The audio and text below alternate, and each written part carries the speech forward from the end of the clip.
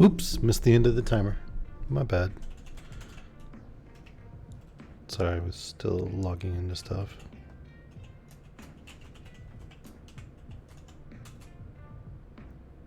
Did I spell everything right?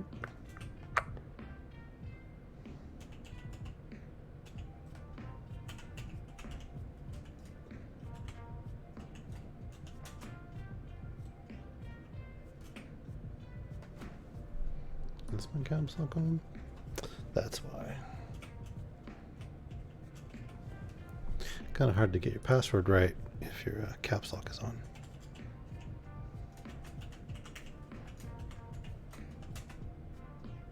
There we go.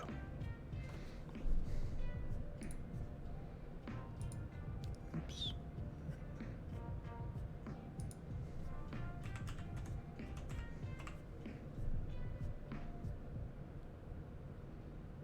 Hey, we're working. Hey, Sparky, glad you could make it.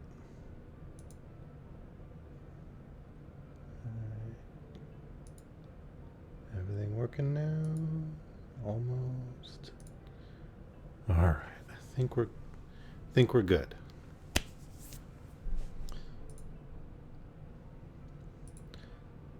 Sorry, it appears there was a power surge to accompany the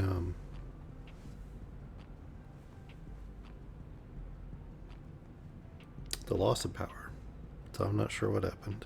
Thought maybe that some of the workers hit the power line or whatever, but no idea what's going on. Did seem to take out the Sisyphus, so apparently I'm going to be doing some troubleshooting after the stream. Figure out what's going on, or if I need new parts. I hope I don't need new parts. I'm not entirely certain I could afford new parts. But it does mean no Sisyphus today. That's the sand thing for those of you who might not be aware yet. Yeah, that sucks.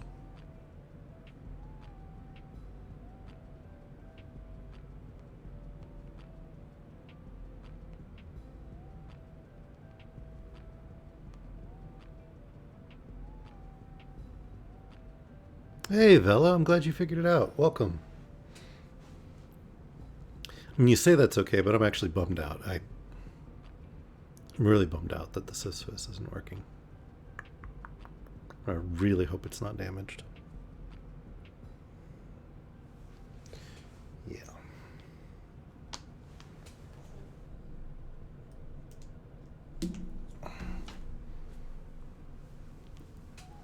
Oh. Yeah, Vela, no sand art today. It may have gotten taken down by the power outage. I hope not. I really hope not. It's not something I can afford to replace.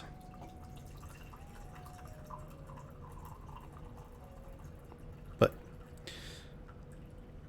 I guess that's now neither here nor there, and we have tea and company and a book to read. So let's get to it. The tea is poured. The whole fam and the dog are listening. Oh my. Well, hello Veladonis fam. I'm not sure if that's just the kid and the husband or if that's extended family, but welcome to the stream. We're going to read Black Beauty. I hope you enjoy it.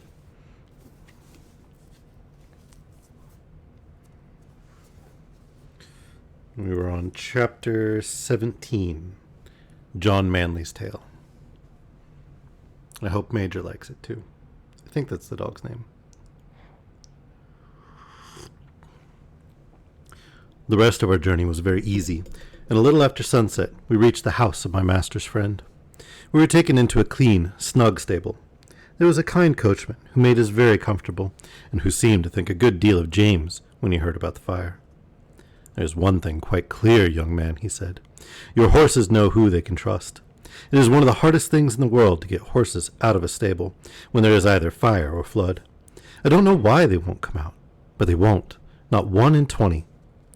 We stopped 2 or 3 days at this place and then returned home, all went well on the journey. We were glad to be in our own stable again, and John was equally glad to see us.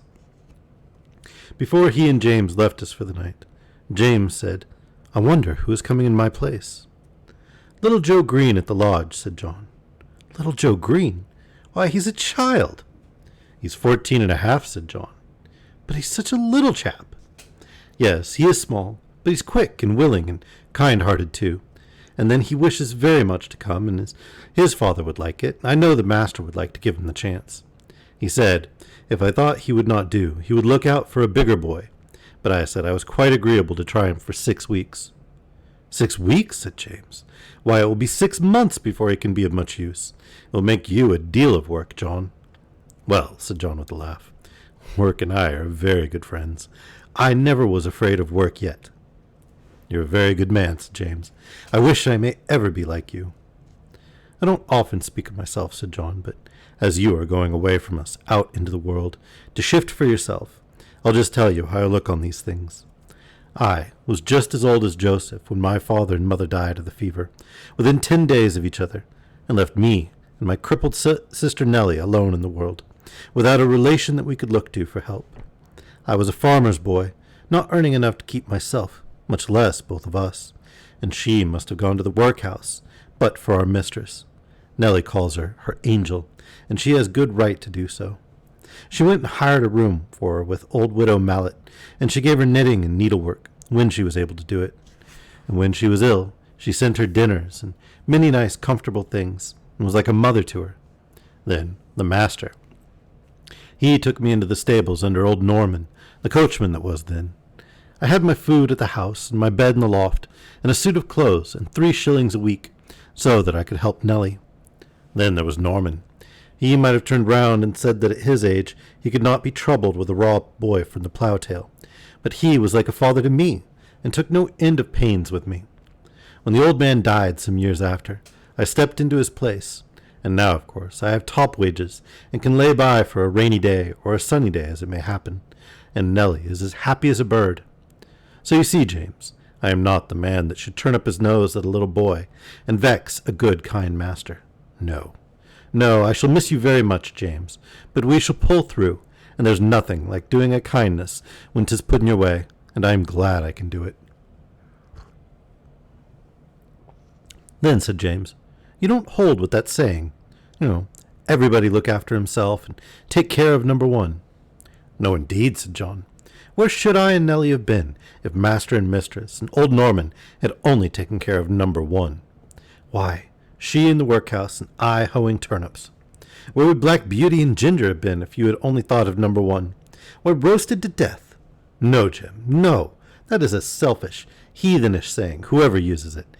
And any man who thinks he has nothing to do but take care of number one, why, it's a pity but what he had been drowned like a puppy or a kitten before he got his eyes open. That's what I think, said John with a very decided jerk of his head.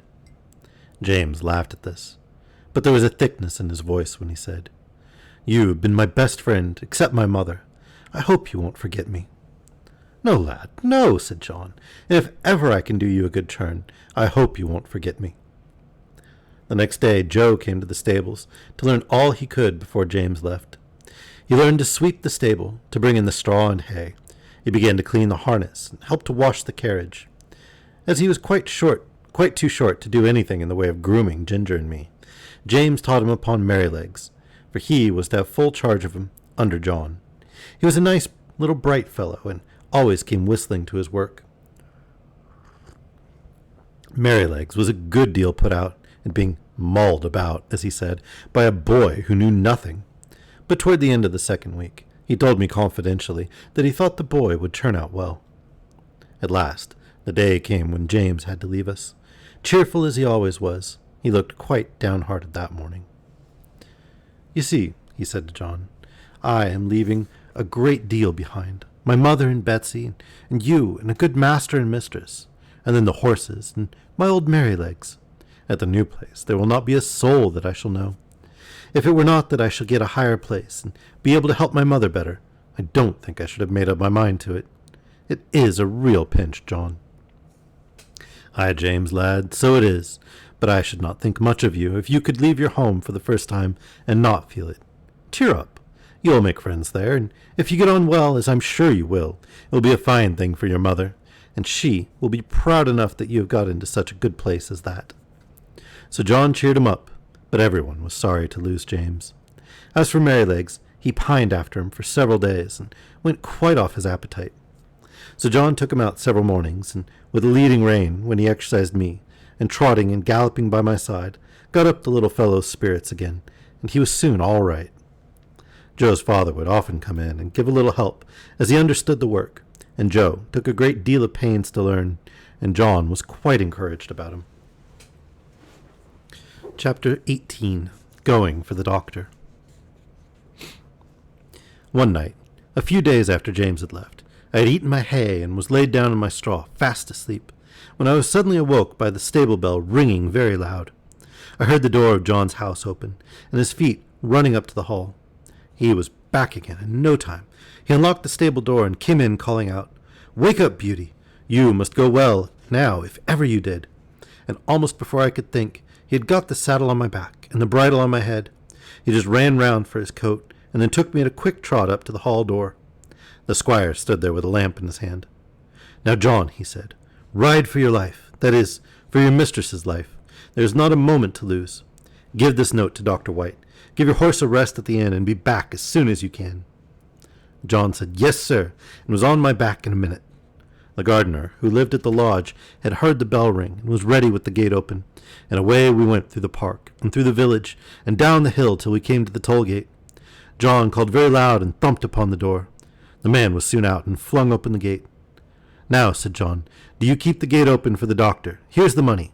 And off we went again.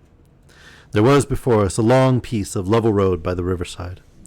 John said to me, "Now, Beauty, do your best," and so I did. I wanted no whip nor spur, and for 2 miles I galloped as fast as I could lay my feet to the ground. I don't believe that my old grandfather, who won the race at Newmarket, could have gone faster. When we came to the bridge, John pulled me up a little and patted my neck. "Well done, Beauty. Good old fellow," he said. He would have let me go slower, but my spirit was up, and I was off again as fast as before. The air was frosty, and the moon was bright. It was very pleasant. We came through a village, and then through a dark wood, then uphill and downhill, till after an 8 miles run we came to the town, through the streets and into the market-place. It was all quite still, except the clatter of my feet on the stones. Everybody was asleep. The church clock struck 3 as we drew up at Dr. White's door. John rang the bell twice, and then knocked at the door like thunder. A window was thrown up, and Dr. White, in his nightcap, put his head out and said, "What do you want?" "Mrs. Gordon is very ill, sir. Master wants you to go at once. He thinks she will die if you cannot get there. Here's a note." "Wait," he said, "I will come." He shut the window and was soon at the door. "The worst of it is," he said, "that my horse has been out all day and is quite done up. My son has just been sent for, and he has taken the other. What is to be done? Can I have your horse?" "He has come at a gallop nearly all the way, sir, and I was to give him a rest here. But I think my master would not be against it if you think fit, sir." "All right," he said, "I will soon be ready." John stood by me and stroked my neck. I was very hot. The doctor came out with his riding whip. "You need not take that, sir," said John. "Black Beauty will go till he drops. Take care of him, sir, if you can. I should not like any harm to come to him." "No, no, John," said the doctor. "I hope not." And in a minute we had left John far behind. I will not tell you about our way back. The doctor was a heavier man than John, and not so good a rider. However, I did my very best. The man at the toll gate had it open. When we came to the hill, the doctor drew me up. "Now, my good fellow," he said, "take some breath." I was glad he did, for I was nearly spent, but that breathing helped me on, and soon we were in the park. Joe was at the lodge gate, and my master was at the hall door, for he had heard us coming. He spoke not a word. The doctor went into the house with him, and Joe led me to the stable. I was glad to get home. My legs shook under me, and I could only stand and pant. I had not a dry hair on my body. The water ran down my legs, and I steamed all over. Joe used to say, like a pot on the fire. Poor Joe! He was young and small, and yet he knew very little, and his father, who would have helped him, had been sent to the next village. But I am sure he did the very best he knew. He rubbed my legs and my chest, but he did not put my warm cloth on me. He thought I was so hot I should not like it. Then he gave me a pail full of water to drink. It was cold and very good, and I drank it all. Then he gave me some hay and some corn, and thinking he had done right, he went away. Soon I began to shake and tremble, and turned deadly cold. My legs ached, my loins ached, and my chest ached, and I felt sore all over. Oh, how I wished for my warm, thick cloth as I stood and trembled. I wished for John, but he had 8 miles to walk, so I lay down in my straw and tried to go to sleep. After a long while I heard John at the door. I gave a low moan, for I was in great pain. He was at my side in a moment, stooping down by me. I could not tell him how I felt, but he seemed to know it all. He covered me up with 2 or 3 warm cloths, and then ran to the house for some hot water. He made me some warm gruel, which I drank, and then I think I went to sleep. John seemed to be very much put out. I heard him say to himself over and over again, stupid boy, no cloth put on. I dare say the water was cold too. Boys are no good. But Joe was a good boy after all. I was now very ill. A strong inflammation had attacked my lungs, and I could not draw my breath without pain. John nursed me night and day. He would get up 2 or 3 times in the night to come to me. My master, too, often came to see me. My poor Beauty, he said one day. My good horse, you saved your mistress's life, Beauty. Yes, you saved her life. I was very glad to hear that, for it seems the doctor had said if we had been a little longer it would have been too late. John told my master he never saw a horse go so fast in his life. It seemed as if the horse knew what was the matter. Of course I did, though John thought not. At least I knew as much as this, that John and I must go at the top of our speed, and that it was for the sake of the mistress. Chapter 19. Only Ignorance. I do not know how long I was ill. Mr. Bond, the horse doctor, came every day. One day he bled me. John held a pail for the blood. I felt very faint after it, and I thought I should die. And I believe they all thought so too. Ginger and Merrylegs had been moved into the other stable, so that I might be quiet, for the fever made me very quick of hearing. Any little noise seemed quite loud, and I could tell everyone's footstep going to and from the house. I knew all that was going on. One night, John had to give me a draught. Thomas Green came in to help him. After I had taken it, and John had made me as comfortable as I could, he said he should stay half an hour to see how the medicine settled. Thomas said he would stay with him. So they went and sat down on a bench that had been brought into Merryleg's stall, and put down the lantern at their feet, that I might not be disturbed with the light. For a while, both men sat silent, and then Tom Green said in a low voice, I wish, John, you'd say a bit of a kind word to Joe. The boy is quite broken-hearted. He can't eat his meals, and he can't smile. He says he knows it was all his fault, though he is sure he did the best he knew. And he says, if Beauty dies, no one will ever speak to him again. It goes to my heart to hear him. I think you might give him just a word. He's not a bad boy. After a short pause, John said slowly, You must not be too hard upon me, Tom. I know he meant no harm. I never said he did. I know he is not a bad boy. But you see, I am sore myself. That horse is the pride of my heart, to say nothing of his being such a favorite with the master and mistress. And to think that his life may be flung away in this manner is more than I can bear. But if you think I am hard on the boy, I will try to give him a good word tomorrow. That is, I mean, if Beauty is better. Well, John, thank you. I knew you did not wish to be too hard, and I am glad you see it was only ignorance. John's voice almost startled me as he answered. Only ignorance? Only ignorance? How can you talk about only ignorance? Don't you know that it is the worst thing in the world, next to wickedness, and which does the most mischief, heaven only knows? If people can say, Oh, I did not know, I did not mean any harm, they think it is all right. I suppose Martha Molewash did not mean to kill that baby when she dosed it with Dalby and soothing syrups. But she did kill it, and was tried for manslaughter. And serve her right, too, said Tom. A woman should not undertake to nurse a tender little child without knowing what is good and what is bad for it. Bill Starkey, continued John, did not mean to frighten his brother into fits when he dressed up like a ghost and ran after him in the moonlight. But he did, and that bright, handsome little fellow, that might have been the pride of any mother's heart, is just no better than an idiot, and never will be if he lives to be 80-year-old. You were a good deal cut up yourself, Tom, 2 weeks ago, when those young ladies left your hothouse door open, with a frosty east wind blowing right in. You said it killed a good many of your plants. A good many, said Tom. There was not a one of the tender cuttings that was not nipped off. I shall have to strike all over again, and the worst of it is that I don't know where to get fresh ones. I was nearly mad when I came in and saw what was done. And yet, said John, I am sure the young ladies did not mean it. It was only ignorance. I heard no more of this conversation, for the medicine did well and sent me to sleep, and in the morning I felt much better. But I often thought of John's words when I came to know more of the world. Chapter 20. Joe Green.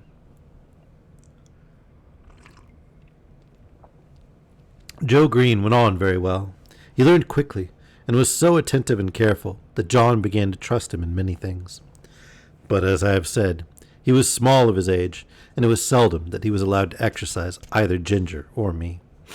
But it so happened one morning that John was out with Justice in the luggage cart, and the master wanted a note to be taken immediately to a gentleman's house, about 3 miles distant, and sent his orders for Joe to saddle me and take it, adding the caution that he was to ride carefully. The note was delivered, and we were quietly returning till we came to the brickfield. Here we saw a cart heavily laden with bricks. The wheels had stuck fast in the stiff mud of some deep ruts, and the carter was shouting and flogging the 2 horses unmercifully. Joe pulled up. It was a sad sight. There were the 2 horses, straining and struggling with all their might to drag the cart out, but they could not move it. The sweat streamed from their legs and flanks. Their sides heaved, and every muscle was strained, whilst the man, fiercely pulling at the head of the 4-horse, swore and lashed most brutally. Hold hard, said Joe. Don't go on flogging the horses like that. The wheels are so stuck that they cannot move the cart. The man took no heed, but went on lashing. Stop, pray stop, said Joe. I'll help you to lighten the cart. They can't move it now. Mind your own business, you impudent young rascal, and I'll mind mine. The man was in a towering passion, and the worse for drink, and laid on the whip again. John turned my head, and the next moment we were going at a round gallop toward the house of the master brickmaker. I cannot say if John would have approved of our pace, but Joe and I were both of one mind, and so angry that we could not have gone slower. The house stood close by the roadside. Joe knocked at the door and shouted, "Hello! Is Mr. Clay at home?" The door was open, and Mr. Clay himself came out. "Hello, young man. You seem in a hurry. Any orders from the squire this morning?" "No, Mr. Clay, but there's a fellow in your brickyard flogging 2 horses to death. I told him to stop, and he wouldn't. I said I'd help him to lighten the cart, and he wouldn't. So I've come to tell you. Pray, sir, go." Joe's voice shook with excitement. "Thank you, my lad," said the man, running in for his hat, then pausing for a moment. "Will you give evidence of what you saw if I should bring the fellow up before a magistrate?" "That I will," said Joe, "and glad, too." The man was gone, and we were on our way home at a smart trot.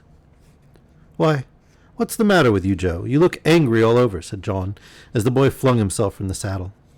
"I am angry all over, I can tell you," said the boy, and then, in hurried, excited words, he told all that had happened. Joe was usually such a quiet, gentle little fellow that it was wonderful to see him so roused. "Right, Joe. You did right, my boy, whether the fellow gets a summons or not. Many folks would have ridden by and said 'twas not their business to interfere. Now I say that with cruelty and oppression it is everybody's business to interfere when they see it. You did right, my boy." Joe was quite calm by this time, and proud that John approved of him, and he cleaned out my feet and rubbed me down with a firmer hand than usual. They were just going home to dinner when the footman came down to the stable to say that Joe was wanted directly in Master's private room. There was a man brought up for ill-using horses, and Joe's evidence was wanted. The boy flushed up to his forehead, and his eyes sparkled. "They shall have it," said he. "Put yourself a bit straight," said John. Joe gave a pull at his necktie and a twitch at his jacket, and was off in a moment. Our master being one of the county magistrates, cases were often brought to him to settle, or say what should be done. In the stable we heard no more for some time, as it was the men's dinner hour. But when Joe came next into the stable, I saw he was in high spirits, He gave me a good-natured slap and said, "We won't see such things done, will we, old fellow?" We heard afterward that he had given his evidence so clearly, and the horses were in such an exhausted state, bearing marks of such brutal usage, that the carter was committed to take his trial, and might possibly be sentenced to 2 or 3 months in prison. It was wonderful what a change had come over Joe. John laughed and said he had grown an inch taller in that week, and I believe he had.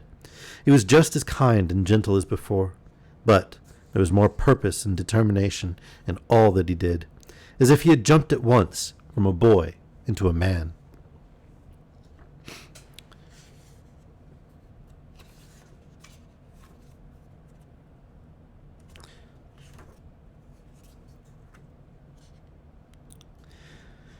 Next chapter, the parting. I had now lived in this happy place 3 years, but sad changes were about to come over us. We had heard from time to time that our mistress was ill. The doctor was often at the house, and the master looked grave and anxious. Then we heard that she must leave her home at once and go to a warm country for 2 or 3 years. The news fell upon the household like the tolling of a death bell. Everybody was sorry, but the master began directly to make arrangements for breaking up his establishment and leaving England. We used to hear it talked about in our stable. Indeed, nothing else was talked about. John went about his work silent and sad, and Joe scarcely whistled. There was a great deal of coming and going. Ginger and I had full work. The first of the party who went were Miss Jessie and Flora with their governess. They came to bid us good-bye. They hugged poor Merrylegs like an old friend, and so indeed he was. Then we heard what had been arranged for us. Master had sold Ginger and me to his old friend, the Earl of W., for he thought we should have a good place there. Merrylegs had been given to the vicar, who was wanting a pony for Mrs. Blomefield, but it was on the condition that he should never be sold, and when he was past work, that he should be shot and buried. Joe was engaged to take care of him and to help in the house, so I thought that Merrylegs was well off. John had the offer of several good places, but he said he should wait a little and look round. The evening before they left, the master came into the stable to give some directions and to give his horses the last pat. He seemed very low-spirited. I knew that by his voice. I believe we horses can tell more by the voice than many men can. "Have you decided what to do, John?" he said. "I find you have not accepted any of those offers." "No, sir. I have made up my mind that if I could get a situation with some first-rate colt-breaker and horse-trainer, that would be the right thing for me. Many young animals are frightened and spoiled by wrong treatment, which need not be, if the right man took them in hand. I always get on well with horses, and if I could help some of them to a fair start, I should feel as if I was doing some good. What do you think of it, sir?" "I don't know a man anywhere," said the master, "that I should think so suitable for it as yourself. You understand horses, and somehow they understand you, and in time you might set up for yourself. I think you could not do better. If in any way I can help you, write to me. I shall speak to my agent in London, and leave your character with him." Master gave John the name and address, and then he thanked him for his long and faithful service. But that was too much for John. "Pray don't, sir. I can't bear it. You and my dear mistress have done so much for me that I could never repay it.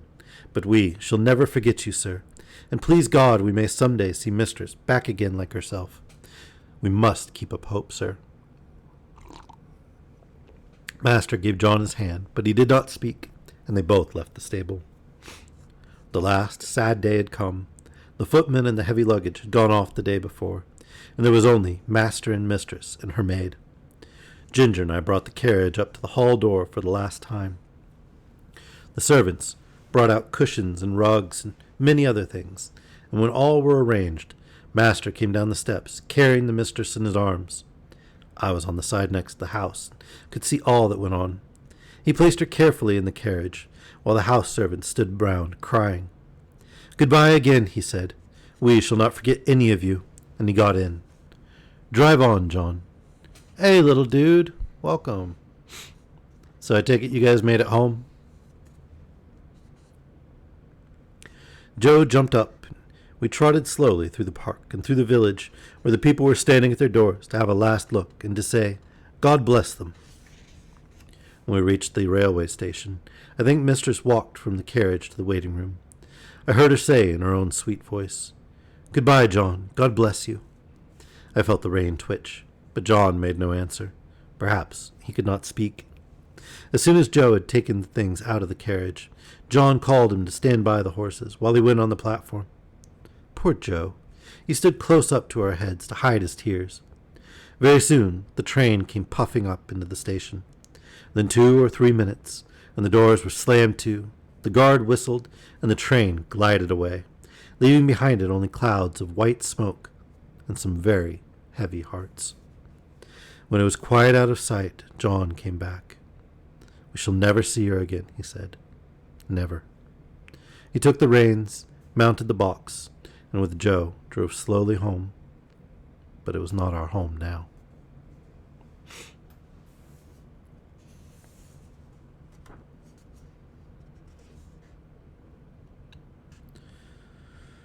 Part 2. Earl's Hall. The next morning after breakfast, Joe put Merrylegs into the mistress's low chaise to take him to the vicarage. He came first and said goodbye to us, and Merrylegs neighed to us from the yard. Then John put the saddle on Ginger and the leading rein on me, and rode us across the country about 15 miles to Earl's Hall Park, where the Earl of W. lived. It was a very fine house, and a great deal of stabling. We went into the yard through a stone gateway, and John asked for Mr. York. It was some time before he came. He was a fine-looking, middle-aged man, and his voice said at once that he expected to be obeyed.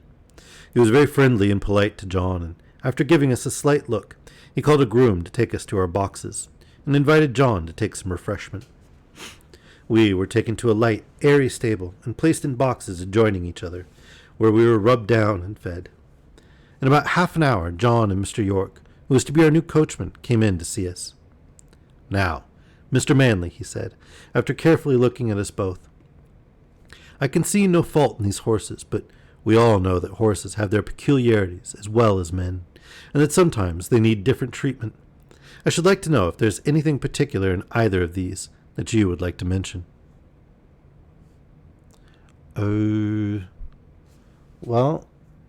What's the last part you heard before you left the car?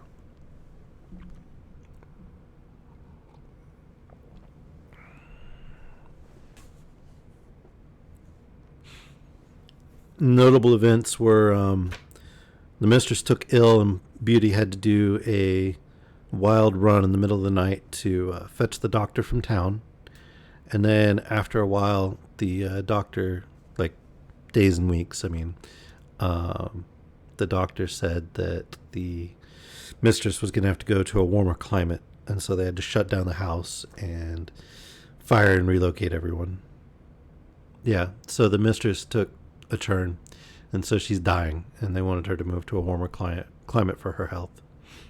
John's convinced that she's never going to get better and that she's dying, so they're not going to see her again. So all the servants got let go, sent to new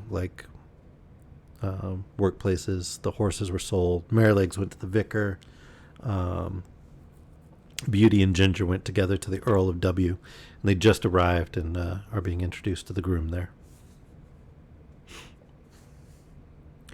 "Well," said John, "I don't believe there is a better pair of horses in the country, and right grieved I am to part with them.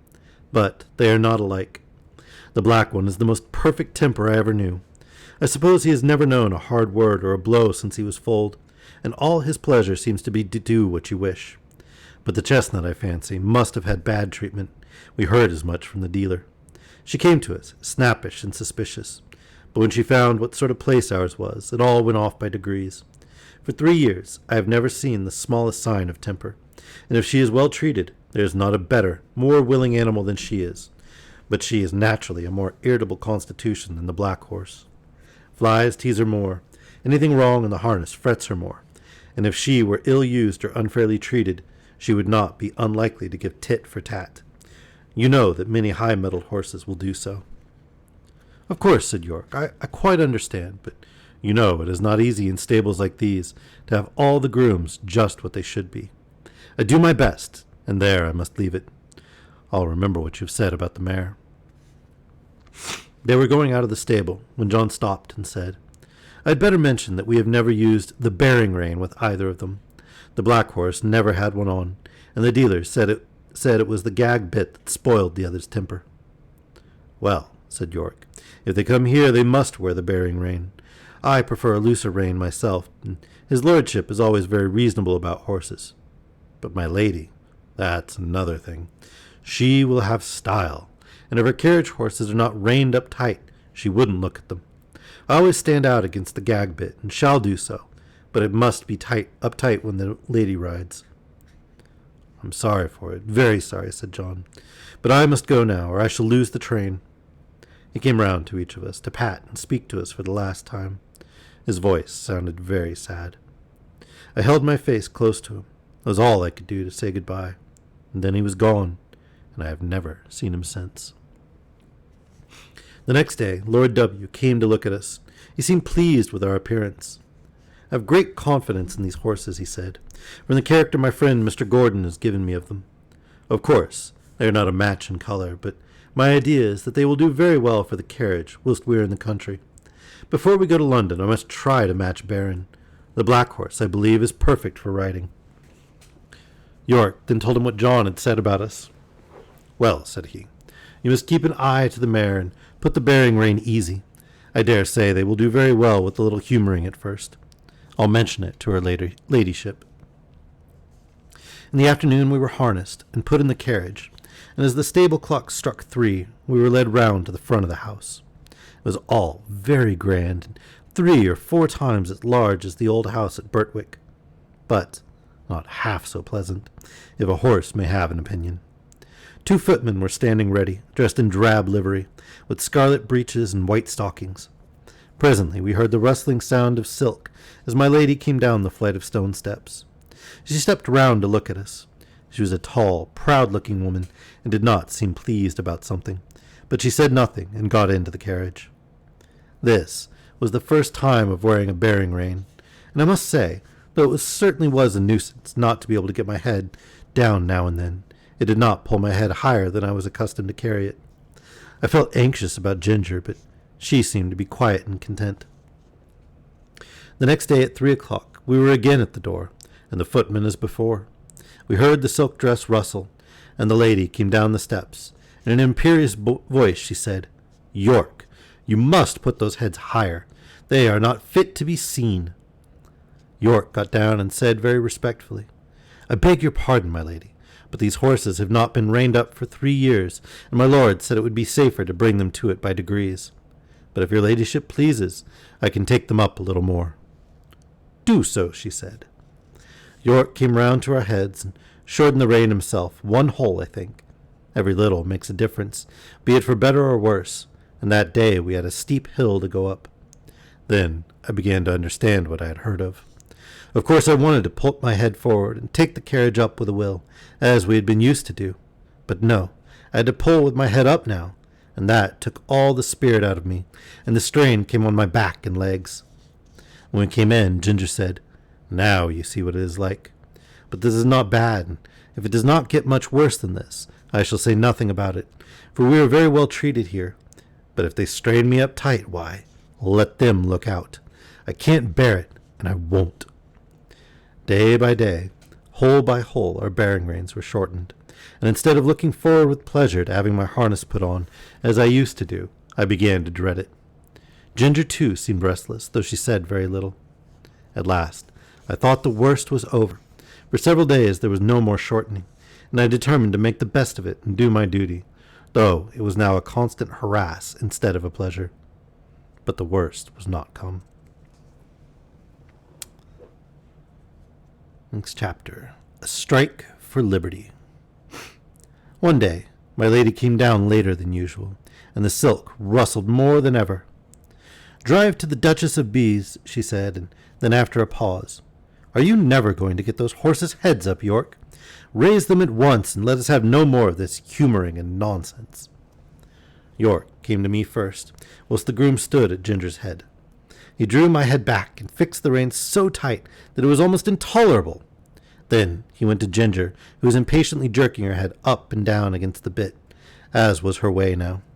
She had a good idea of what was coming, and the moment York took the rein off the Tarot in order to shorten it, she took her opportunity and reared up so suddenly that York had his nose roughly hit and his hat knocked off. The groom was nearly thrown off his legs. At once they both flew to her head, but she was a match for them, and went on plunging and rearing and kicking in a most desperate manner. At last she kicked right over the carriage pole and fell down, after giving me a severe blow on my near quarter. There was no knowing what further mischief she might have done, had not York promptly sat himself down flat on her head to prevent her struggling, at the same time calling out, "Unbuckle the black horse! Run for the winch and unscrew the carriage pole! Cut the trace here! Somebody, if you can't, unhitch it!" One of the footmen ran for the winch, and another brought a knife from the house. The groom soon set me free from Ginger in the carriage, and led me to my box. He just turned me in as I was, and ran back to York. I was very much excited by what had happened, and if I had ever been used to kick or rear, I am sure I should have done it then. But I never had, and there I stood, angry, sore in my leg, my head still strained up to the Tarot on the saddle, and no power to get it down. I was very miserable, and felt very much inclined to kick the first person who came near me. Before long, however, Ginger was led in by 2 grooms, a good deal knocked about and bruised. York came with her and gave his orders, and then came to look at me. In a moment he let down my head. "Confound these bearing reins," he said to himself. "I thought we should have some mischief soon. Master will be sorely vexed. But there, if a woman's husband can't rule her, of course a servant can't. So I wash my hands of it, and if she can't get to the Duchess's garden party, I can't help it." York did not say this before the men. He always spoke respectfully when they were by. Now he felt me all over, and soon found the place above my hock where I had been kicked. It was swelled and painful. He ordered it to be sponged with hot water, and then some lotion was put on. Lord W. was much put out when he learned what had happened. He blamed York for giving way to his mistress, to which he replied that in future he would much prefer to receive his orders only from his lordship. But I think nothing came of it, for things went on the same as before. I thought York might have stood up better for his horses, but perhaps I am no judge. "Hey, Panda, I'm glad you could make it."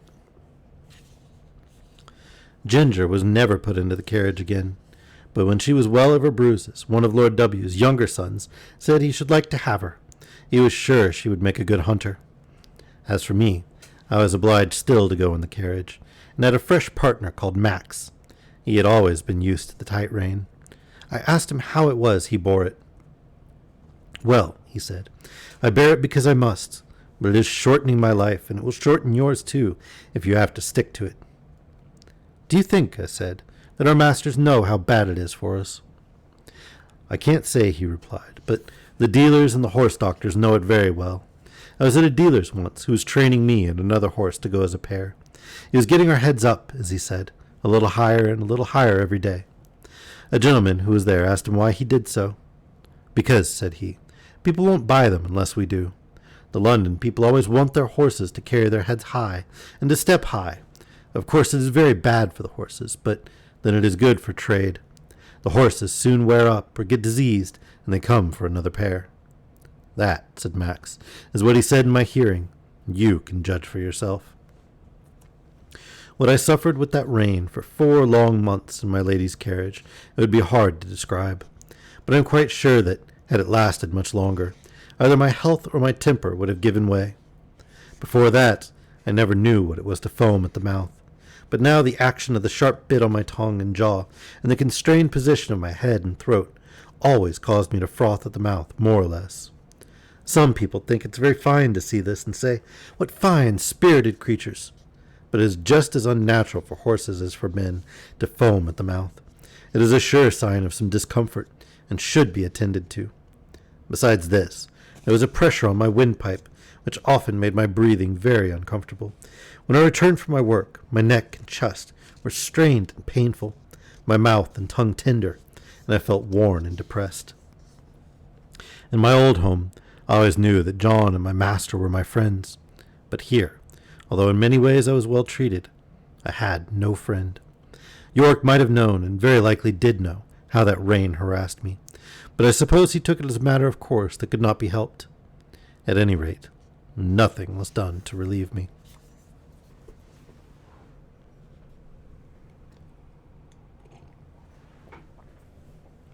Sorry, give me a second to refill my tea, and then we'll keep going.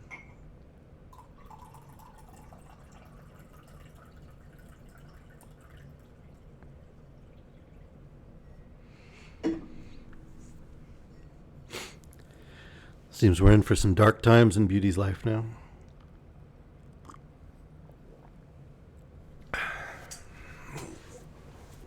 Or at least darker than they were before.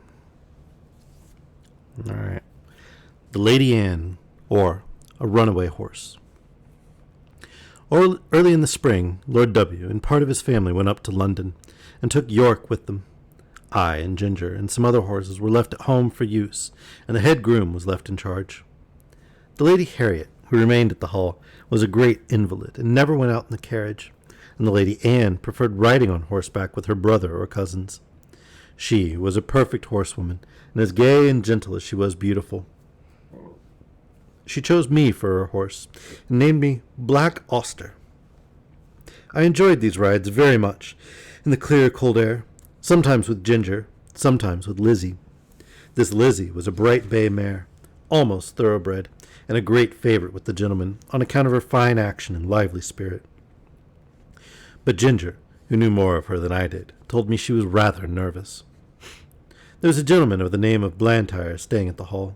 He always rode Lizzie, and praised her so much that one day Lady Anne ordered the side saddle to be put on her, and the other saddle on me. When we came to the door, the gentleman seemed very uneasy. "How is this?" he said. "Are you tired of your good Black Auster?" "Oh, no, not at all," she replied. "But I am amiable enough to let you ride him for once, and I will try your charming Lizzie. You must confess that in size and appearance she is far more like a lady's horse than my own favorite."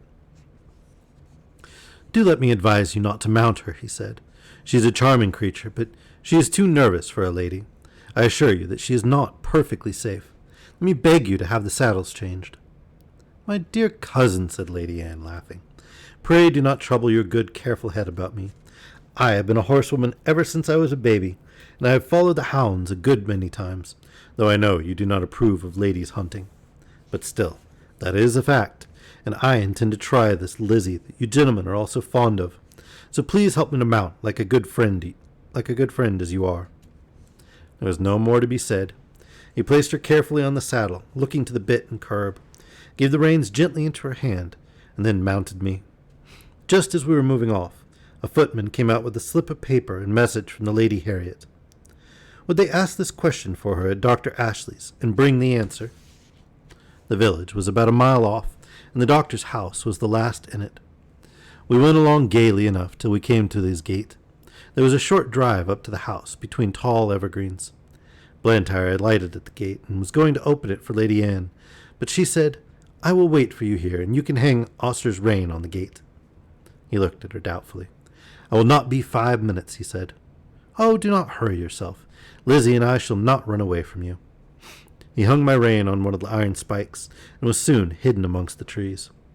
Lizzie was standing quietly by the side of the road, a few paces off, with her back to me. My young mistress was sitting easily with a loose rein, humming a little song. I listened to my rider's footsteps until they reached the house, and heard him knock at the door. There was a meadow on the opposite side of the road, the gate of which stood open. Just then, some cart horses and several young colts came trotting out in a very disorderly manner, whilst a boy behind was cracking a great whip. The colts were wild and frolicsome, and one of them bolted across the road and blundered up against Lizzie's hind legs. And whether it was the stupid colt, or the loud cracking of the whip, or both together, I cannot say. But she gave a violent kick, and dashed off into a headlong gallop. It was so sudden that Lady Anne was nearly unseated, but she soon recovered herself. I gave a loud shrill neigh for help. Again and again I neighed, pawing the ground impatiently, and tossing my head to get the rein loose. I had not long to wait. Blantyre came running to the gate. He looked anxiously about, and just caught sight of the flying figure, now far away on the road. In an instant he sprang to the saddle. I needed no whip or spur, for I was as eager as my rider. He saw it, and giving me a free rein and leaning a little forward, we dashed after them. For about 1.5 miles the road ran straight, and then bent to the right, after which it divided into 2 roads. Long before we came to the bend, she was out of sight. Which way had she turned? A woman was standing at her garden gate, shading her eyes with her hand and looking eagerly up the road. Scarcely drawing the rein, Blantyre shouted, "Which way?" "To the right," cried the woman, pointing with her hand, and away we went up the right-hand road. Then, for a moment, we caught sight of her. Another bend, and she was hidden again. Several times we caught glimpses, and then lost them. We scarcely seemed to gain ground upon them at all. An old road mender was standing near a heap of stones, his shovel dropped, and his hands raised. As we came near, he made a sign to speak. Blantyre drew the rein a little. To the common, sir. She is turned off there." I knew this common very well. It was, for the most part, very uneven ground, covered with heather and dark green furze bushes, with here and there a scrubby old thorn tree. There were also open spaces of fine, short grass, with ant hills and mole turns everywhere. The worst place I ever knew for a headlong gallop. We had hardly turned on the common when we caught sight again of the green habit flying on before us. My lady's hat was gone, and her long brown hair was streaming behind. Her head and body were thrown back, as if she was pulling with all her remaining strength, and as if that strength was nearly exhausted. It was clear that the roughness of the ground had very much lessened Lizzie's speed, and there seemed a chance that we might overtake her. Whilst we were on the high road, Blantyre had given me my head, but now, with a light hand and a practised eye, he guided me over the ground in such a masterly manner that my pace was scarcely slackened, and we were decidedly gaining on them. About halfway across the heath there had been a wide dike recently cut, and the earth from the cutting was cast up roughly on the other side. Surely this would stop them. But no. With scarcely a pause, Lizzie took the leap, stumbled among the rough clods, and fell. Blantyre groaned. "Now, Auster, do your best." He gave me a steady rein. I gathered myself well together, and with one determined leap cleared both dike and bank. Motionless among the heather, with her face to the earth, lay my poor young mistress. Blantyre kneeled down and called her name. There was no sound. Gently he turned her face upward. It was ghastly white, and the eyes were closed. "Annie, dear Annie, do speak!" But there was no answer. He unbuttoned her habit, loosened her collar, and felt her hands and wrists, then started up and looked wildly round for him for help. At no great distance there were two men cutting turf, who, seeing Lizzie running wild without a rider, had left their work to catch her. Blantyre's halloo soon brought them to the spot. The foremost man seemed much troubled at the sight, and asked what he could do. "Can you ride?" "Well, sir, I ben't much of a horseman, but I'd risk my neck for the Lady Anne. She was uncommon good to my wife in the winter." "Then mount this horse, my friend. Your neck will be quite safe, and ride to the doctor's, and ask him to come instantly. Then on to the hall. Tell them all that you know, and bid them send me the carriage with Lady Anne's maid and help. I shall stay here." "All right, sir. I'll do my best, and I pray God the dear young lady may open her eyes soon." Then, seeing the other man, he called out, "Here, Joe, run for some water, and tell my missus to come as quick as she can to the Lady Anne." He then somehow scrambled into the saddle, and with a gee up and a clap on my sides with both his legs, he started on his journey, making a little circuit to avoid the dike.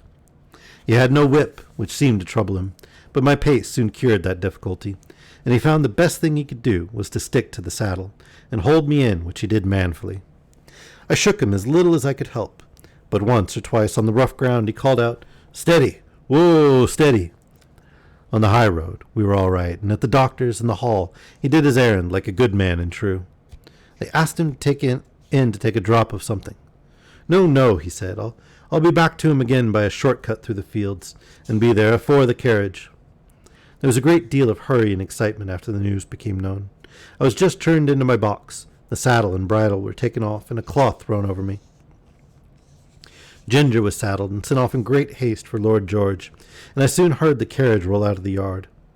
It seemed a long time before Ginger came back, and before we were left alone, and then she told me all that she had seen. "I can't tell much," she said. "We went at a gallop nearly all the way, and got there just as the doctor rode up. There was a woman sitting on the ground with the lady's head in her lap. The doctor poured something into her mouth, but all that I heard was, 'She is not dead.' Then I was led off by a man to a little distance. After a while she was taken to the carriage, and we came home together. I heard my master say to a gentleman who stopped him to inquire that he hopes no bones were broken, but that she had not spoken yet." When Lord George took Ginger for hunting, York shook his head. He said it ought to be a steady hand to train a horse for the first season, and not a random rider like Lord George. Ginger used to like it very much, but sometimes when she came back, I could see that she had been very much strained, and now and then she gave a short cough. She had too much spirit to complain, but I could not help feeling anxious about her. 2 days after the accident, Blantyre paid me a visit. He patted me and praised me very much. He told Lord George that he was sure the horse knew Annie's danger as well as he did. I could not have held him in if I would, said he. She ought never to ride any other horse. I found by their conversation that my young mistress was now out of danger, and would soon be able to ride again. This was good news to me, and I looked forward to a happy life.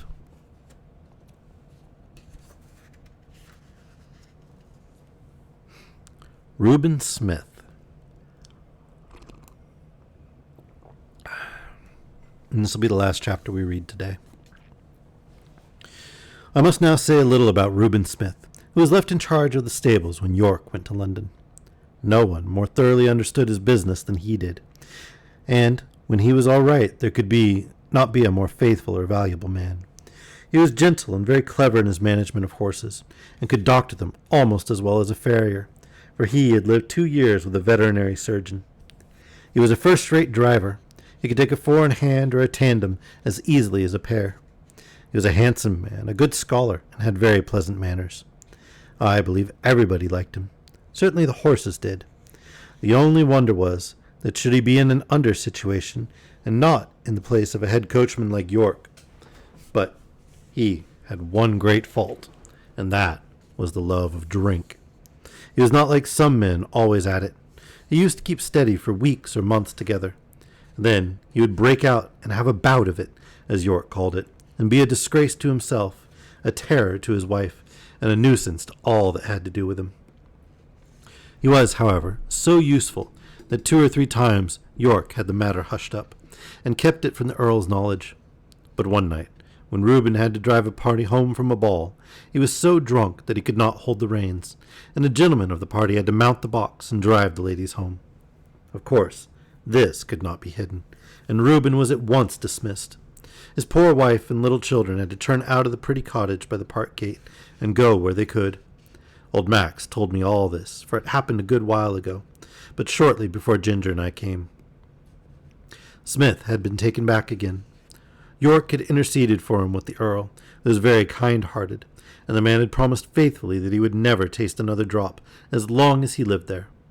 He had kept his promise so well that York thought he might be safely trusted to fill his place whilst he was away. And he was so clever and honest that no one else seemed so well fitted for it.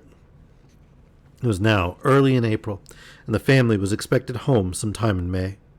The light brougham was to be fresh done up, and as Colonel Blantyre was obliged to return to his regiment, it was arranged that Smith should drive him to the town in it and ride back. For this purpose he took the saddle with him, and I was chosen for the journey.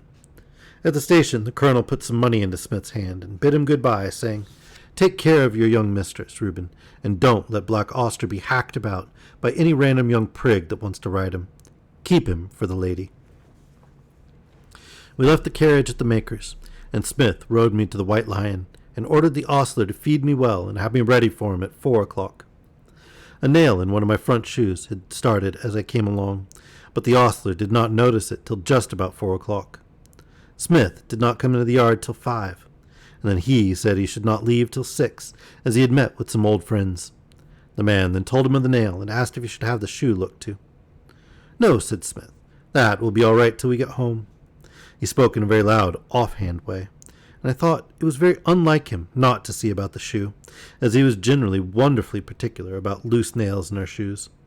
He did not come at 6, nor 7, nor 8. It was nearly 9 o'clock before he called for me, and then it was with a loud, rough voice. He seemed in a very bad temper, and abused the ostler, though I could not tell what for. The landlord stood at the door and said, "Have a care, Mr. Smith," but he answered angrily with an oath, and almost before he was out of the town he began to gallop, frequently giving me a sharp cut with his whip, though I was going at full speed. The moon had not yet risen. It was very dark. The roads were stony, having been recently mended. Going over them at this pace, my shoe became looser, and when we were near the turnpike gate, it came off. If Smith had been in his right senses, he would have been sensible of something wrong in my pace. But he was too madly drunk to notice anything. Beyond the turnpike was a long piece of road, upon which fresh stones had just been laid. Large, sharp stones, over which no horse could be driven quickly without risk of danger. Over this road, with one shoe gone, I was forced to gallop at my utmost speed, my rider, meanwhile, cutting into me with his whip, and with wild curses, urging me to go still faster. Of course, my shoeless foot suffered dreadfully. The hoof was broken and split down to the very quick, and the inside was terribly cut by the sharpness of the stones. This could not go on. No horse could keep his footing under such circumstances. The pain was too great. I stumbled and fell with violence on both my knees. Smith was flung off by my fall, and owing to the speed I was going at, he must have fallen with great force. I soon recovered my feet and limped to the side of the road, where it was free from stones. The moon had just risen above the hedge, and by its light I could see Smith lying a few yards beyond me. He did not rise. He made one slight effort to do so, and then there was a heavy groan. I could have groaned too, for I was suffering intense pain both from my foot and knees. But horses are used to bear their pain in silence. I uttered no sound, but I stood there and listened. One more heavy groan from Smith, but though he now lay in the full moonlight, I could see no motion. I could do nothing for him, nor myself. But oh, how I listened for the sound of horse or wheels or footsteps. The road was not much frequented, and at this time of the night we might stay for hours before help came to us. I stood watching and listening. It was a calm, sweet April night. There were no sounds, but a few low notes of a nightingale, and nothing moved but the white clouds near the moon, and a brown owl that flitted over the hedge. It made me think of the summer nights long ago, when I used to lie beside my mother in the green, pleasant meadow at Farmer Gray's. And we will end there for today. I hope everyone's enjoying the story so far. And I'm glad to see everyone.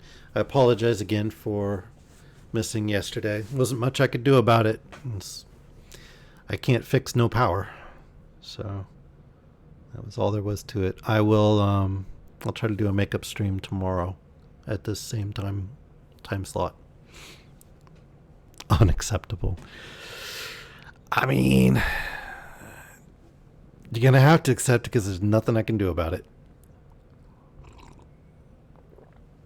But as I said, I will be happy to do a makeup stream tomorrow. So hopefully that helps with everyone. It'll be the same time, 8 p.m. Pacific Standard Time. I don't have a manager yet. Funnily enough, managers want paid, and they also want clients with, big audience and draw. So, no manager yet. Yes, I'm my own manager. So you can talk to me about it. Anyway, that'll be it for today. But we will pick it up tomorrow. Hey, Phoenix Gear, thanks for the follow. I just saw that. Sorry, I was looking down at the book whenever the follow notification popped up, and I actually don't have my headset on, so I didn't hear the sounder. But thank you very much. I hope you're enjoying it. I hope you join the Discord. Come hang out with us. Here is the Discord link, and you can do book requests. Black Beauty is gotta do that sassy twirl. Black Beauty is one of the books from the book request channel, so you can see that requesting books does actually have results, and I do listen to them. So the rules for the requests are at the top of the channel. Please do follow them, because that helps me locate the book, and it makes sure that what you're requesting is a book that I can actually read to you guys, as copyright is kind of intense. At least copyright law is. Anyway, you guys want to go raid Alex as per usual? He's streaming right now. I'm going to go say hi real quick.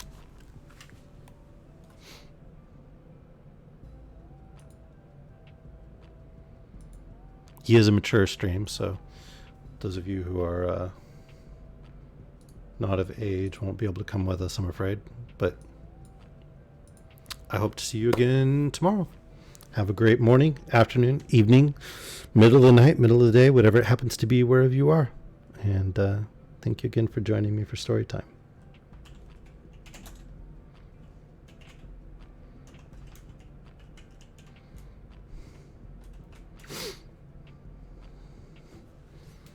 All right. 5, 4, 3, 2, 1. Away we go.